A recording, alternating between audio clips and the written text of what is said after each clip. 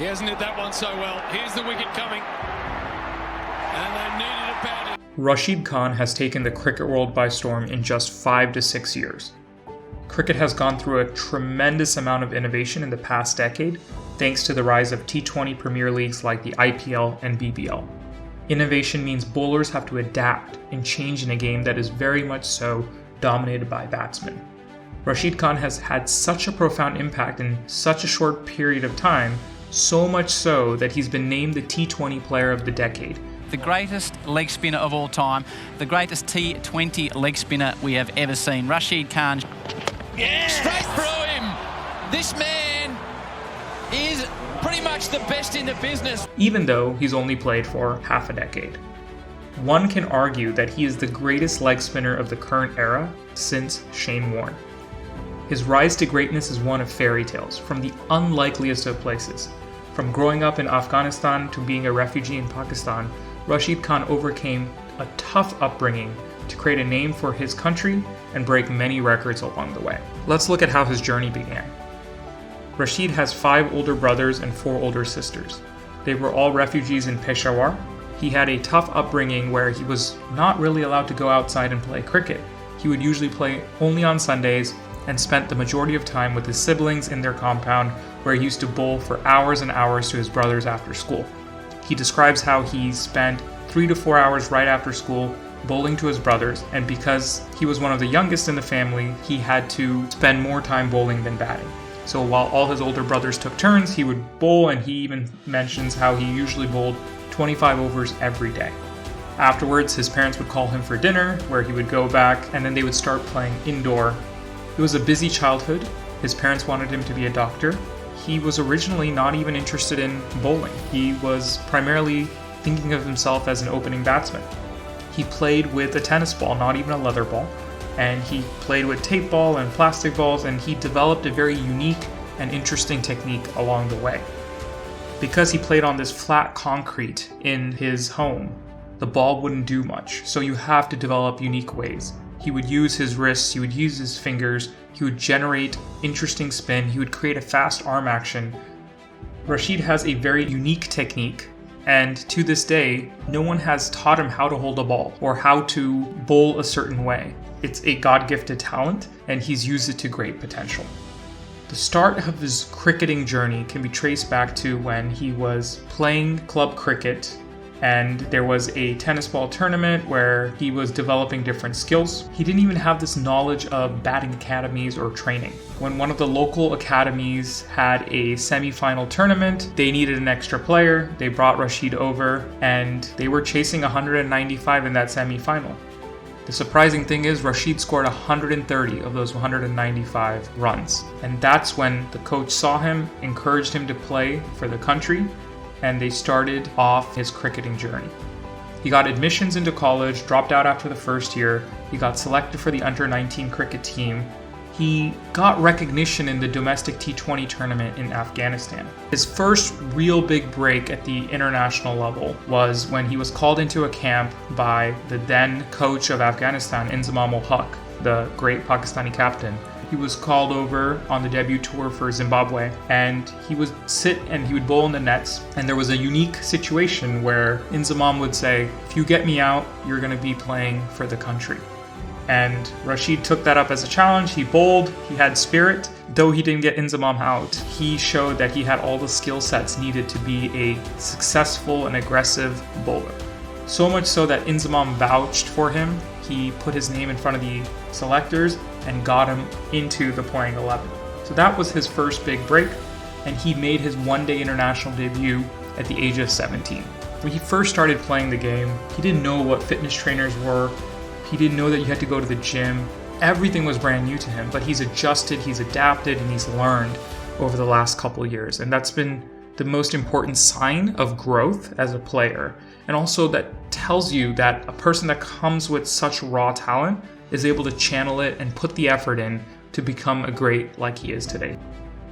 When we look at Rashid's technique, he has a fast arm action that gets extra zip, and this was developed while playing with a tape tennis ball. He flips the ball out of his fingers, and unlike conventional wrist spinners who use most of their wrists, he's using his fingers more to impart more spin and get it to whirl through the air. Unlike other leg spinners who rely more on flight and dip and loop, he's all about pace, and he runs in with a quick run up and he tries to get it to skid through. His pace is one of his strengths because it doesn't give the batsman time to look at the variations he's bowling. Gone! Cameron Akmal, what have you done again? Rashid Khan's most difficult delivery to detect is his wrong un, or googly, which spins the other way. And it's very hard because of his arm position is exactly identical to when someone is bowling the leg spinner. And he has such a fast high action that he's even tripped up big players with that action. And to this day, you know it's coming. You know when it might be coming, but there's no real way to counter it. And that's what becomes a really big challenge. On top of that, he's got other variations in grips so that he can adjust to the different surfaces. He has 5 different grips when he bowls, and he can bowl different types of googlies, he can bowl different types of leg spinners. His average pace is usually around 90 kilometers, almost 55 to 60 miles per hour. That helps him make it very effective whatever he bowls on whatever surface, because the reaction time to react to that ball that not only turns, but jumps, skids, slides, is very tough. He is so difficult to pick up that many batsmen today just treat him like an off spinner and try to sweep him. That's not always going to do well. He has an advantage over you and has those variations to come in. If you look at a great like Shane Warne, he has 1 grip. He bowls at 80 kilometers per hour roughly. Rashid Khan with his 5 grips has different variations, and he can release everything from the same high arm position. Unlike other leg spinners where they have to do a more side-on action, he's releasing everything right from the top. Rashid Khan has had incredible success since his start.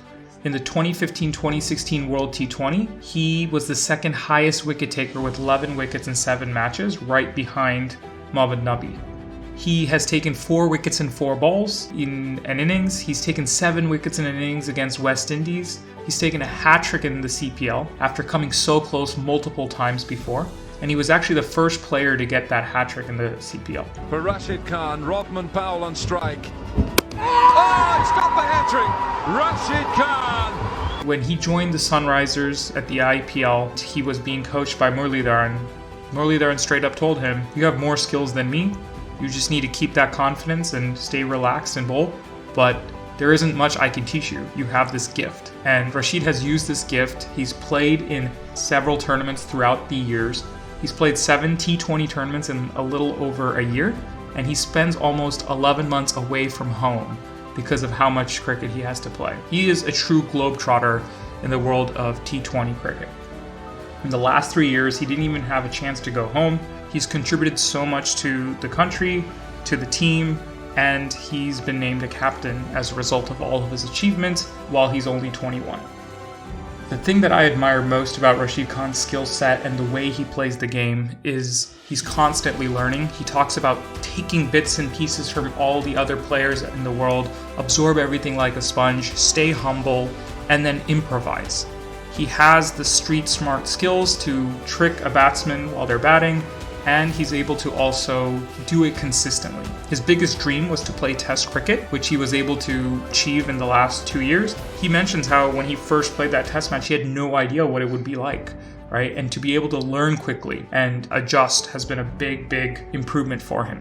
No matter what the conditions are, what the stage is, he's been able to level up and set the bar very high. When other former captains, people he's played under, talk about Rashid Khan, they talk about his work ethic, how he's always there giving it 120%, he's ready for the grind, and he's so focused and tuned in, doesn't complain. And despite all the fame that he's achieved, he still stays humble and hungry because he knows he's not just doing this for himself, he's doing it for his country, and he's doing it for all the people, all the youth in Afghanistan that are looking up to him. I'm truly impressed with not only his records, but his ability to become more than just a T20 cricketer. No matter the format, he's starting to shine.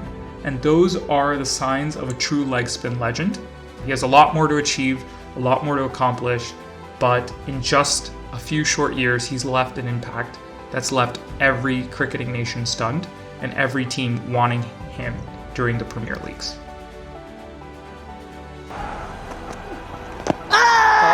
Inside edge, it has been given. If you like our content, tune into Cricket Convos by liking and subscribing, and we'll keep posting interesting stories and cricket conversations.